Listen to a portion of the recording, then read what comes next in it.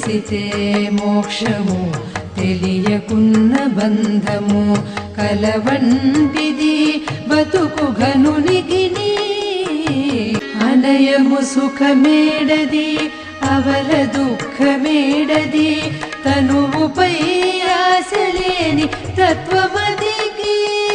పొనిగితే పాపమేది పుణ్యమేది కర్మమందు ఉనర ఫలమునుల్లన యోగికిని తగిన అమృతమేది తలపక విషమేది తెగినిరా